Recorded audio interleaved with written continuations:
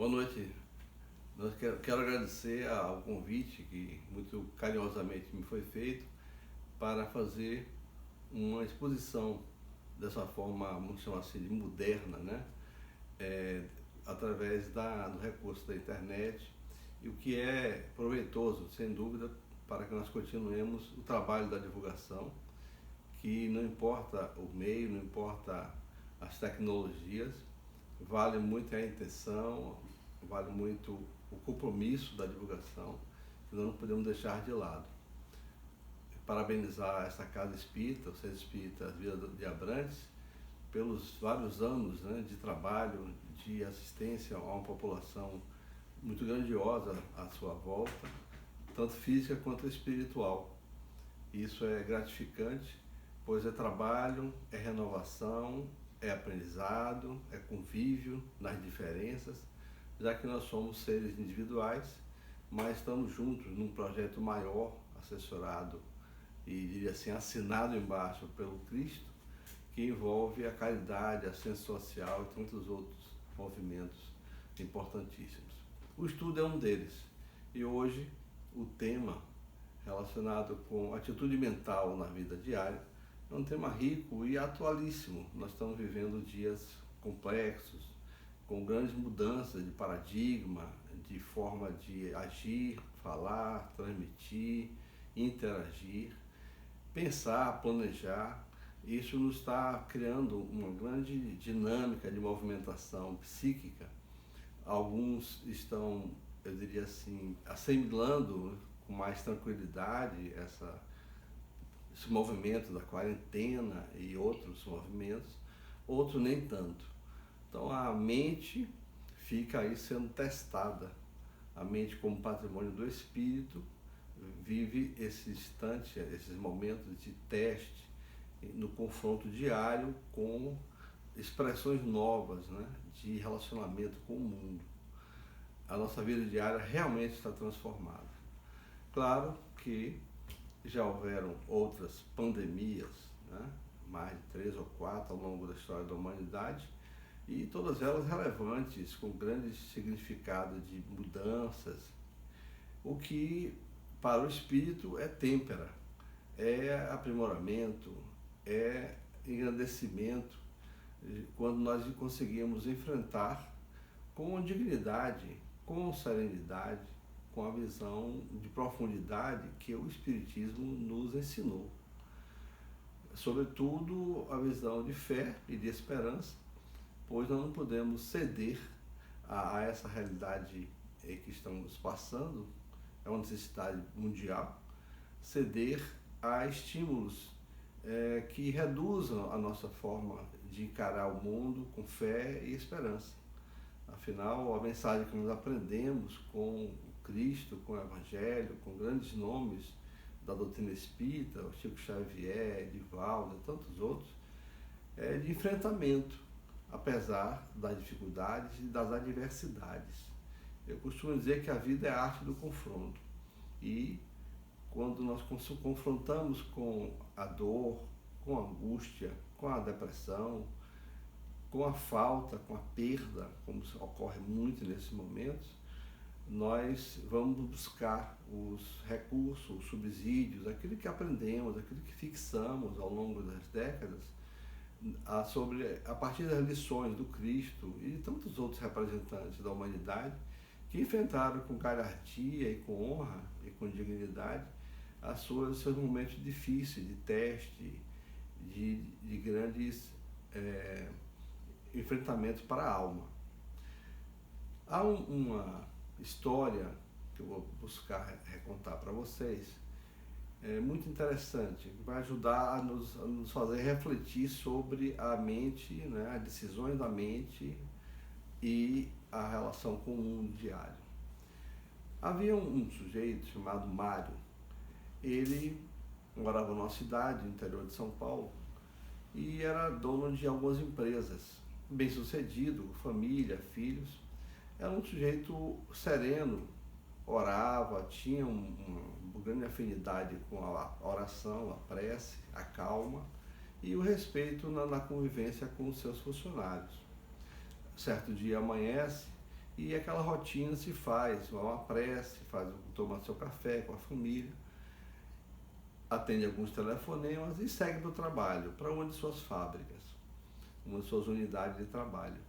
Lá chegando, tem uma agenda muito cheia, reuniões, encontros com fornecedores, uma série de compromissos que envolvem pessoas da empresa e de fora dela. Ele, passando pela secretaria, ela lhe alerta, né, que há algumas coisas mais emergenciais. E ele lhe diz a ela que vamos com calma, o dia é longo e ele vai fazer o que for possível naquele dia, passo a passo. Ele vai cumprindo seus compromissos, atendendo pessoas da fábrica, pessoas simples, atendendo fornecedores, visitantes. E o dia se passa e ele vai agradecendo o final do dia por ter cumprido suas metas, seus compromissos previstos. Lá, no fim da tarde, ele passa no mercado, faz as pequenas compras e segue para sua casa. Faz uma refeição, uma higiene e segue para uma palestra com jovens empreendedores que querem entender, né, como vencer, como seguir na vida com desafios e ter sucesso. Em paralelo, em outro município, outra cidadezinha, há um sujeito chamado José.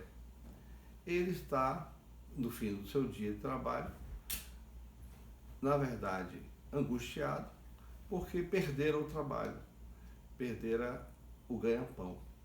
Já não tem esposa, a terceira desiste dele, por desavenças, algumas agressões. Ele bebia, se perturbava diante das dificuldades, diante da diversidade da vida e não conseguia uma estrutura interna para enfrentar.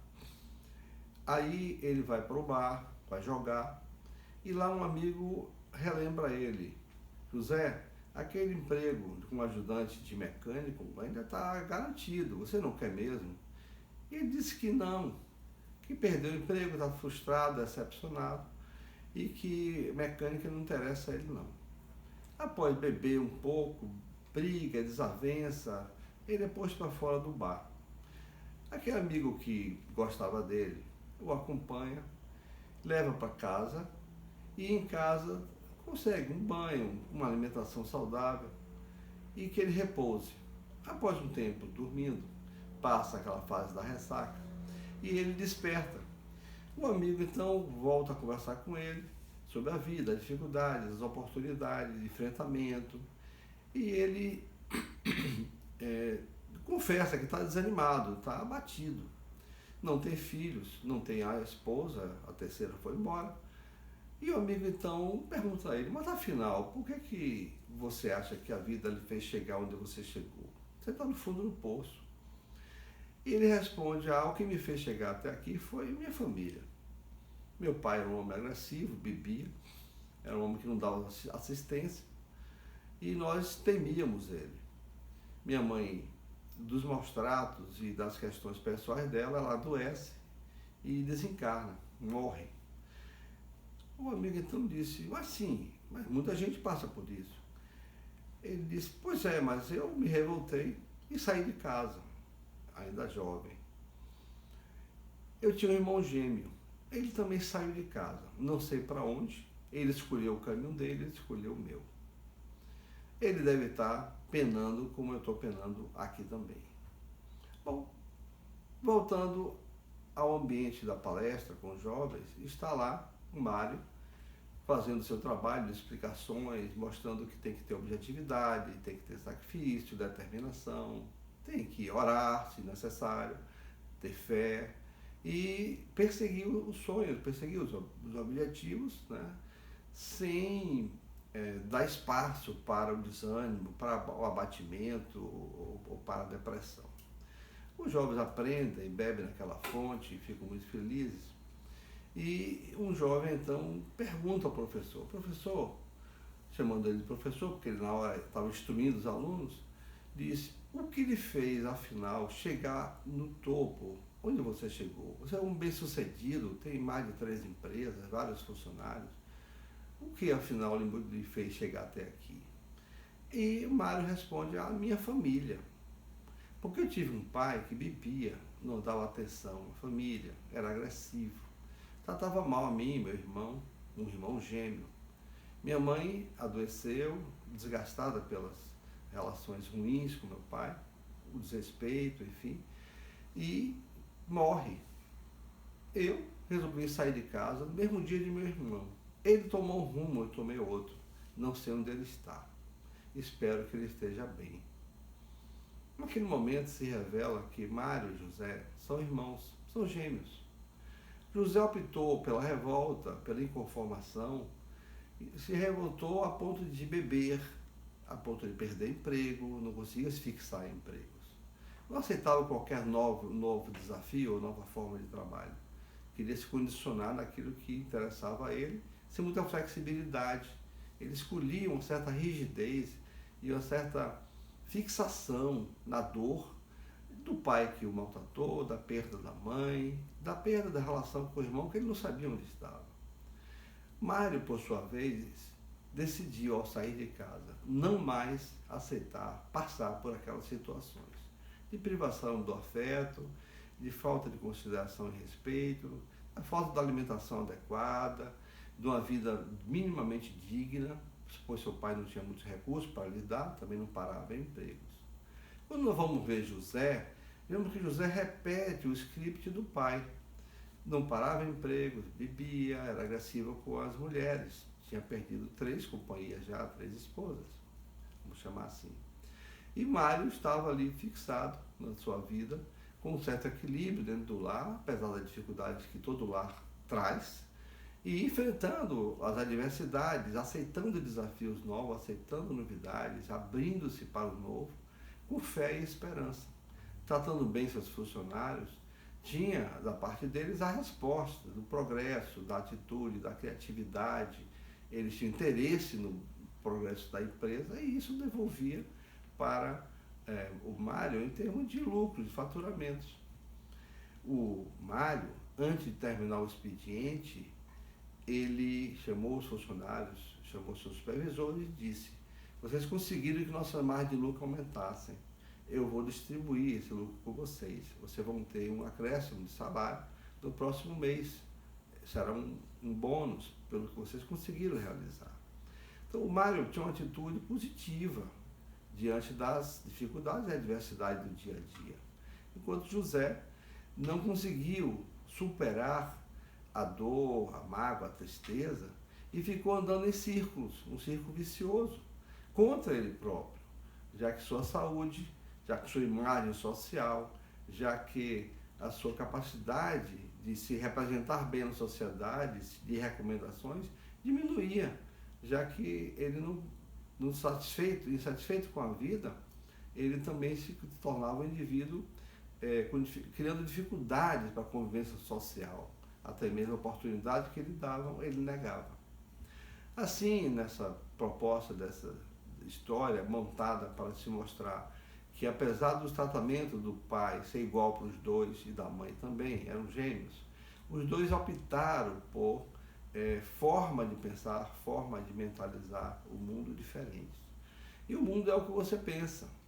Os físicos modernos chegam a afirmar, de uma forma, diria-se, bastante arrojada, que o universo existe porque nós pensamos. Chegam a afirmar que nosso pensamento em relação às pessoas modifica elas em relação a nós e vice-versa. Ou seja, o pensamento é fonte geradora de dinâmicas infindáveis. Nós não temos noção, nem noção do limite específico do potencial do pensar. Não temos.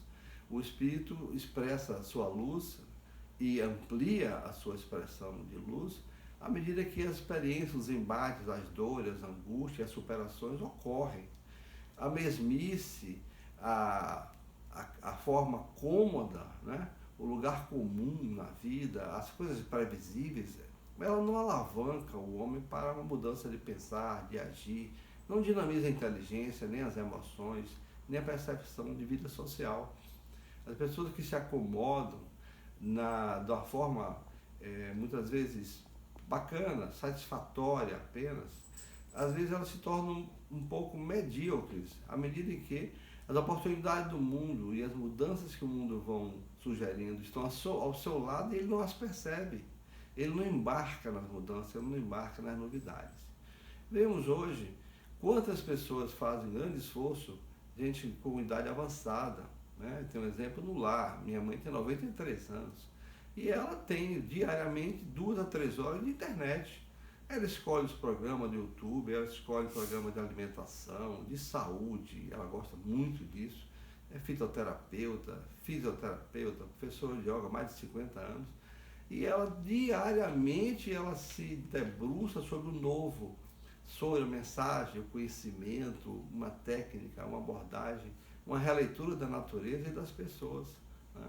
É uma admiração grande nossa dos filhos e parentes, pois ela não se furta ao youtuber, a visualizar a bisneta que mora fora do país. Então é uma pessoa entrosada com a realidade cotidiana, e a idade, teoricamente, não permitiria ou não favoreceria. Mas a alma, que é o espírito, né, quando está encarnado, no caso particular que nós temos ao nosso lado, ela não se limita à idade.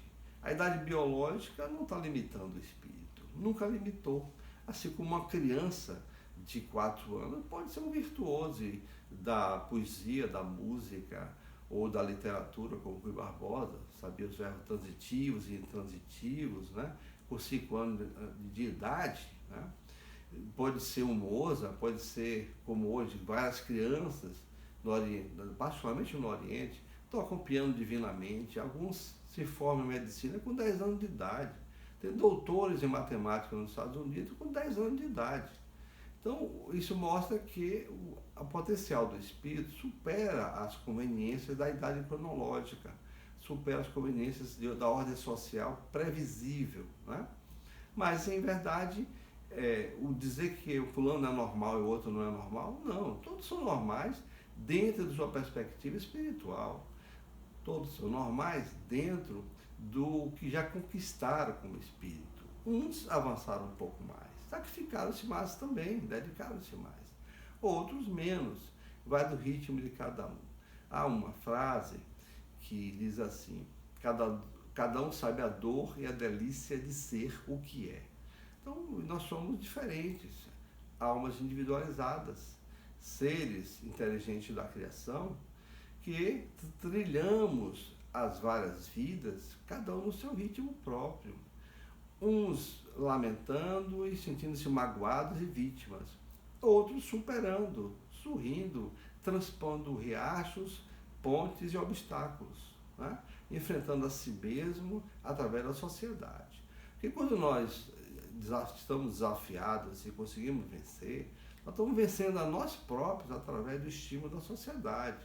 O desafio da passar num curso ou num concurso, o desafio de uma nova técnica que se desenvolve na área científica, na área comercial, na área do ensino, né? O desafio de enfrentar uma doença, tantas são desafios sobre doenças que nós vencemos, e a mente sempre capitaneando essa possibilidade. O dia a dia pode ser amargo e azedo, como pode ser também pleno, alegre e suave, né? Eu lembro de Peixinho, André Luiz Peixinho, nosso querido Peixinho filho, né? E havia o Peixinho pai, o tio Peixe, assim chamado, também é uma figura de uma grande espiritualidade, alegria, né? Um grande enfrentamento do dia a dia. Os dois muito parecidos, nossa Leonora também, muito parecidos, espíritos afins, né? E eles, Peixinho disse uma vez que decidiu ser um indivíduo realizado, puro e sem ter, vamos dizer assim, reclamações, sem enfrentar a tristeza. E ele disse: eu vou decidir a sair de casa todos os dias, enfrentar o que der e vier, sem reclamar. Eu vou me manter tranquilo e sereno, não importando quem relacione comigo. Se alguém me agrediu, eu não vou reagir. Se o carro tiver um problema, eu não vou questionar nem me zangar. Eu vou enfrentar tudo com calma. Eu vou continuar sereno e calmo. Eu tenho que ficar sereno e calmo sobre qualquer circunstância. Assim era o projeto de Peixinho, que diz que saiu naquele primeiro dia, decidido a enfrentar a si mesmo, né? E logo depois ele tem um contratempo em relação a um troco no ônibus e ele já ficou meio apreensivo, saltou do ônibus, encontra alguém que ele sabia que era uma pessoa que gostava dele, mas assodava, vinha com querendo muita informação, e ele diz, puxa, a pessoa me sufoca. Já se ficou com as emoções um pouco diferentes, e lá adiante ele vai trabalhar e tem dificuldades aqui com um aparelho, com uma pessoa, com a marcação da consulta, e ele começa a perceber que ele muda as emoções, ele não consegue ser um robô para ficar o dia inteiro neutro, estabilizado, diante de qualquer estímulo, seja mecânico, seja interpessoal, seja psicológico, seja químico, a fome ou coisa desse tipo. E ele chega ao fim do dia e ele diz, olha, meu projeto está abortado. Eu já desisti de ser um homem perfeito, um homem puro, que não tem mágoas, que não tem tristeza, que não tem decepções. Eu tenho sim mágoas, eu tenho tristeza, eu tenho decepções, mas eu vou aprender a superá-las. Elas não vão me vencer, eu vou conviver com elas, mas elas não vão me vencer.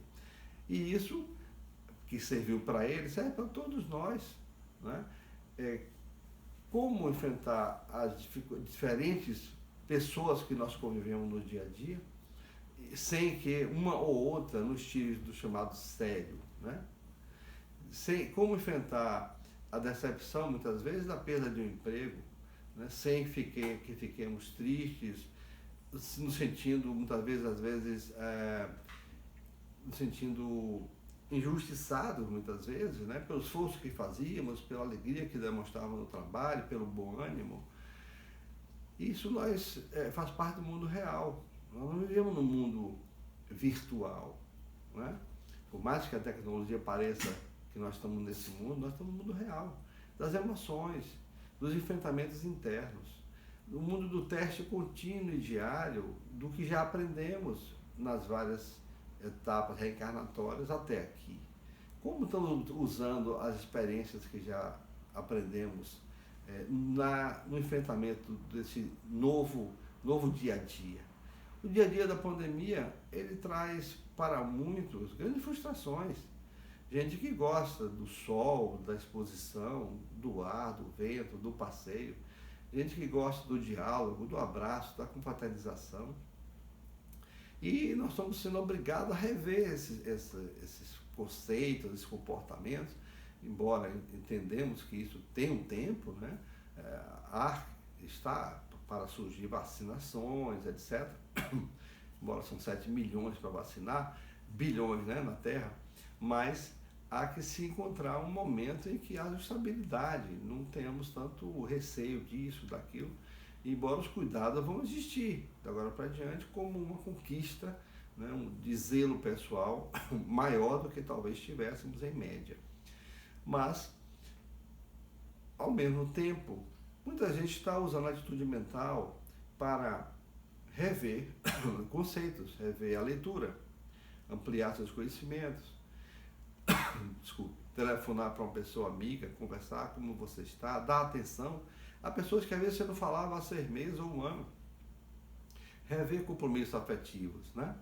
Rever os conceitos em relação à família, ao comportamento, à relação do diálogo, a ouvir, a estimular, enfim.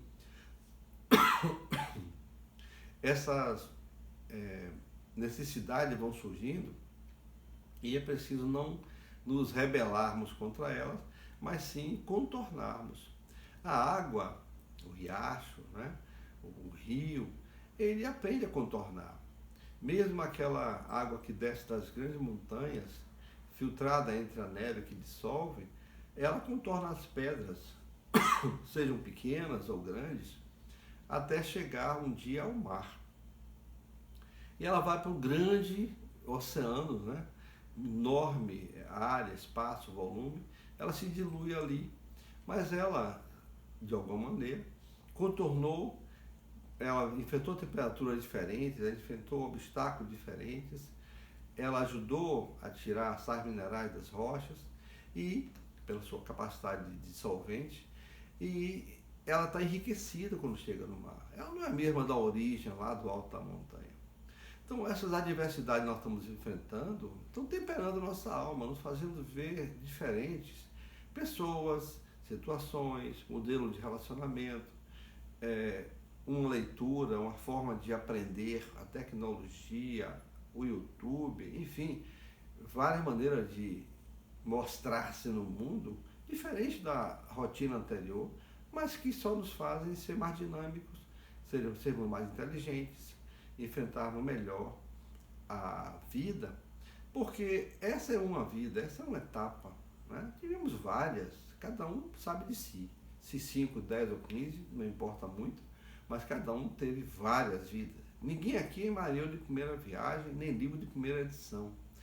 Ora, o que nós conquistamos emocionalmente, intelectualmente, psicologicamente, né, ao longo das várias vidas, é o esforço cotidiano pessoal. Foi o enfrentamento de uma família, de uma religião, da língua que tivemos, do sexo que tivemos, da época em que vivemos num local ou em outro, com características diferentes, geológicas, topográficas, climáticas. Tudo isso são elementos que temperam o espírito, temperam a alma, mas eu falo o espírito como ser que integra todo o conhecimento das várias vidas, né? A alma é essa vida, essa encarnação, é o espírito encarnado nessa vida. Então, essa integralidade do espírito é uma conquista que cada um de nós desenvolveu ao seu modo, claro, na vida de relação. A vida de relação é fundamental para que nos contrastes das relações interpessoais, uns nos tratando mais suaves, educadamente, respeitosamente, outros nem tanto, com mais agressividade, desconsideração, enfim, nós vamos aprendendo a conviver com esse jardim fantástico, né, que é o mundo, as pessoas, a sociedade. Várias flores de cores diferentes, perfume diferente, formato diferente. Assim é o mundo. Pessoas com características psicológicas, intelectuais, características sociais diferentes.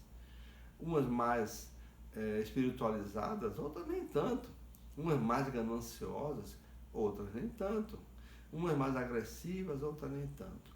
Umas mais afetivas, poéticas, né? Acalentadoras, outras nem tanto.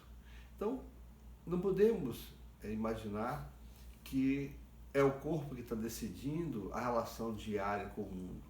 Não é meu cérebro que está decidindo como eu vou enfrentar a pandemia, ou vou enfrentar o grupo do trabalho A ou trabalho B, às vezes você tem mais de uma atividade profissional, ou o enfrentamento da sociedade como um todo.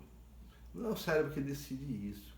O cérebro coordena as injunções, né, as correlações neurológicas, neuroquímicas, mas as inferências emocionais é uma atitude, uma decisão do espírito.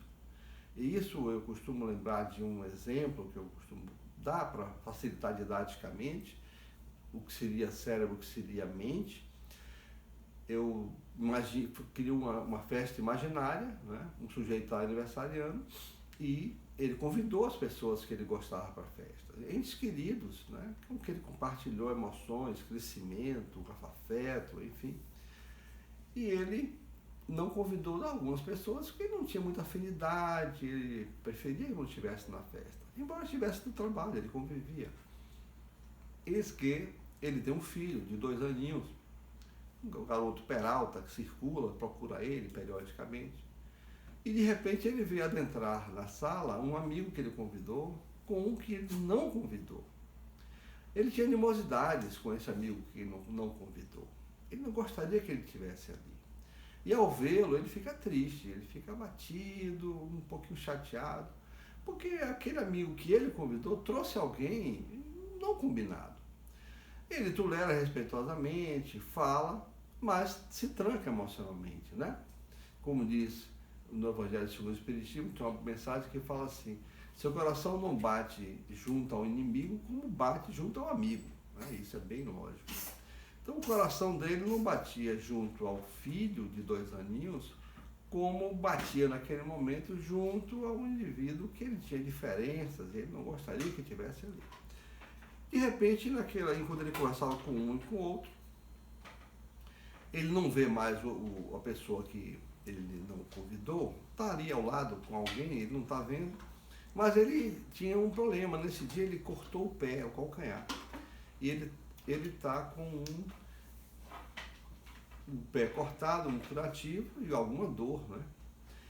Mas ele se controla, anda pouco, e quando de repente alguma coisa bate forte no curativo e a dor é grande. Dor é cérebro. O cérebro administrou a transmissão da dor numa velocidade de 9 metros por segundo, lá do pé até o cérebro, que decide o quê?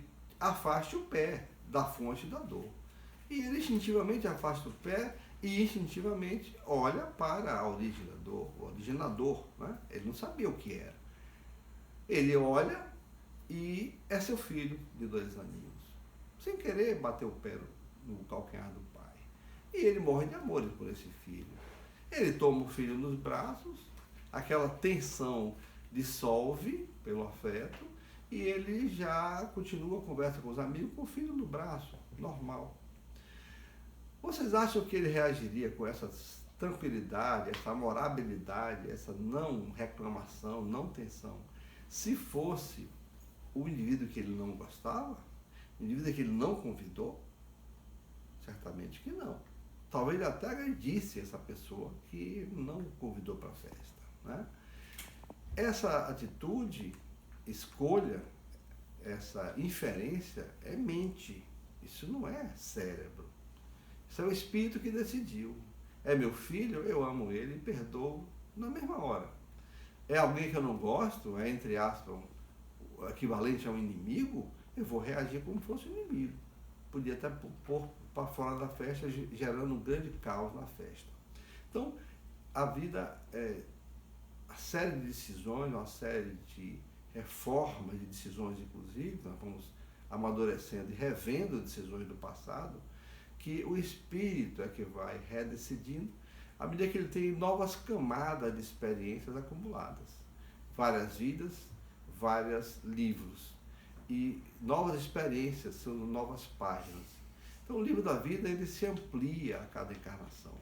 Cada encarnação é uma edição revisada e ampliada da outra encarnação. É como se reeditássemos um livro e a cada nova edição ele fosse ficando mais volumoso por ter mais experiência, mais informações, mais sabedoria. E aí, nós estamos, nesse momento, lembrando de uma pessoa, Elísio da Rocha Dória, que foi para mim uma referência muito forte no início da doutrina espírita.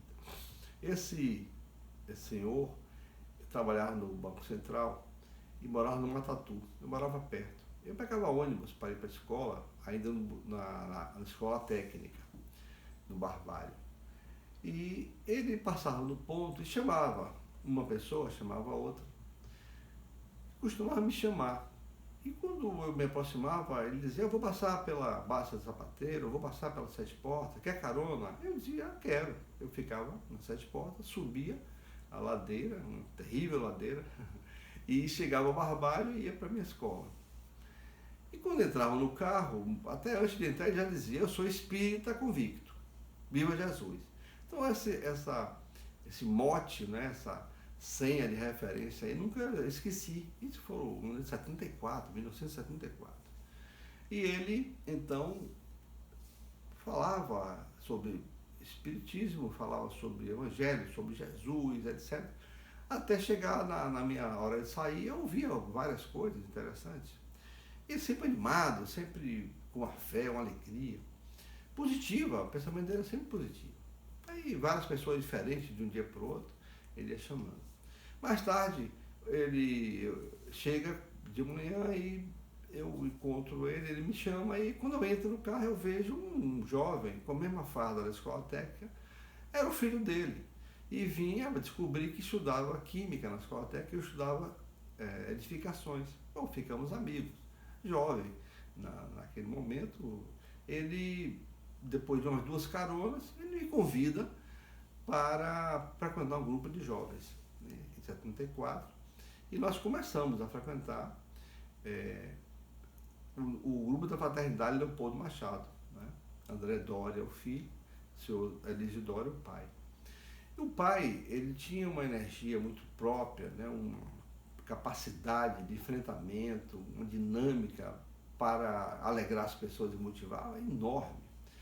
E nós íamos, dia de terça, entregar pão depois do Evangelho, na casa dele, no Tatu, às 21 horas, 21h10, nós saímos com café, pão, e na Sete Portas dávamos às pessoas, levávamos cobertor, ele conseguia, com doações, etc.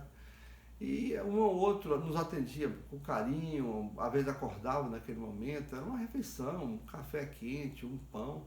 Mas muitos eram agressivos, até tentavam bater em nós, enfim, não aceitavam, chutavam a comida. E nós enfrentávamos com maior tranquilidade, ele enfrentava, nós nos assustávamos, e ele não, ele voltava a abençoar aquele irmão, a pedir que ele tivesse paciência, que a vida teria superações, ele melhoraria. Então a palavra dele sempre era de elevação, de uma manhã melhor, de um amanhecer melhor. Isso permanentemente eu ouvi de Doria até quando ele desencarna com 82 anos de idade. Um dia ele vai estar numa palestra na associação comercial e chega alguém lá na frente, ele gostava muito de palestra, muito culto, lia muito, não entendi. E ele chega lá e uma pessoa o chama para o fundo da sala, escreva, e diz: seu Doria, tem um senhor ali procurando, está com uma criança.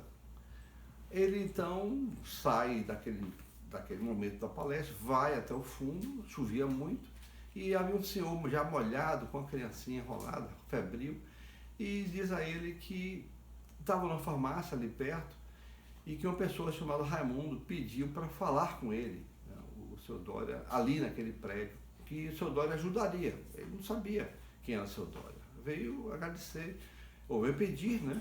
Aí Doria, agora mesmo, botou no carro e foi no ponto-socorro. Era uma rotina que ele fazia todos os dias. Ele acordava às 4 da manhã para meditar pela paz do mundo, 5 horas ele fazia evangelho no lar com os 11 filhos, 11, e às 6 horas da manhã, praticamente, ele já estava saindo, né, para o dia a dia dele. Mas o dia a dia dele passava pelo pronto-socorro primeiro, atender alguém, ajudar, dar um remédio, dar uma carona. Depois ele ia para o Banco Central, lá para 7h20. Então ele sai com aquele senhor, vai no pronto-socorro, a criança é medicada, etc. E seguem para dar carona, tradicional carona, à pessoa até a casa da pessoa, onde quer que morasse. Às vezes a pessoa morava lá em Itinga, às vezes a pessoa morava em Portão. Ele ia, ele não tinha esse questionamento. Ele dizia sempre que a caridade tinha que ser como Emmanuel previu. A caridade não pode demorar, dizia ele. Porque Emmanuel falava que quando a caridade é muito planejada, geralmente chega atrasada. Então era essa a visão de Doria, né? Ele dizia sempre: amanhã eu posso não estar aqui mais encarnado, não tem que fazer agora. E levando aquele senhor para casa, quando chegou perto da casa, o senhor disse: seu Doria, agradeça ao irmão Raimundo, esse companheiro que orientou para vir até aqui. Aí ele disse: Raimundo é um espírito amigo meu. O sujeito não sabia que o seu Doria era médium e que tinha afinidade íntima com o espírito, né? E diz para ele: como é isso, seu Doria? Espírito? Mas ele estava de chapéu, ele estava de óculos, ele conversou comigo. E o seu Doria falou: mas é isso mesmo, Raimundo é um espírito amigo, ele lá desencarnou no interior de São Paulo, e ele está sempre tentando assim, ajudar pessoas, etc. O sujeito não entendeu nada. O seu Doria não sabia se o sujeito era protestante, se era católico, falou aquilo. Naturalmente, para Doria era normal. E o sujeito abraçou a criança, assim, puxou pelo peito e ficou quieto, não falou mais nada, até chegar no destino final, longe, entregou a criança e disse: seu Doria, o senhor trabalha onde? Ele disse: eu trabalho no Banco Central, no setor de Telex. eu posso ir lá amanhã? A senhora Dória disse, por que, meu irmão? Você precisa de alguma coisa? Se precisar, tem que ser agora, porque eu posso não acordar amanhã, né? Eu posso desencarnar de noite e eu não vou atender você. Ele disse, não é nada de urgente não, você já fez tanto por mim, graças a Deus, eu sou um homem de bem, um homem de Deus, mas eu posso ir lá às 10 horas? Pode, pronto. Aí 10 da manhã em ponto, o seu Dória vê chegar aquela pessoa, simpática, sorrindo, o seu Dória sai, vai ter com ele, e ele pergunta, o seu Dória pergunta, da criança? Ele está bem, passou a febre, foi medicada, graças ao Senhor, muito obrigado. O seu Dória então pergunta, então, meu irmão, o que é que você veio fazer aqui hoje? O sujeito olhou para um lado, olhou para o outro, pegou no braço do seu Dória, que era bem magrinho, apertou e disse, o senhor é de carne e osso. Porque, para aquele sujeito, o espírito na farmácia é um ser humano convencional, né? Ele não entendeu que era uma gênere, né? Um ser que está ali de passagem, né? Se compondo como uma estrutura humana convencional, mas é de passagem, não é permanente. E isso mostra alguns exemplos, né? A atitude mental de Dória é de permanente sentido da caridade, utilidade e imediatismo, no sentido de não burocratizar a caridade, não burocratizar a ajuda. Então ele estava assistindo a palestra dele, mas ele renuncia imediatamente para atender ao sujeito e priorizou a ajuda àquela criança, ele não conhecia aquele pai daquela criança, em detrimento da sua informação, do seu momento de prazer cultural, etc. Não se intimida com a chuva, não se intimida com o pronto-socorro, tem boa circulação no pronto-socorro e atende aquele homem, aquela criança, leva ele em casa, né? Não está preocupado com o horário, com a conveniência do combustível, com a distância, com o risco do lugar. Os tempos eram outros. Ele leva aquele sujeito com a maior naturalidade, conversa, trata de questões espirituais na maior naturalidade.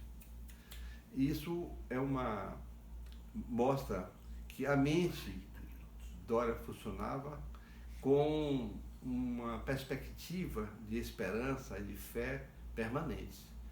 Ele não tinha receios no sentido de adoecer, de limitar-se por uma questão financeira.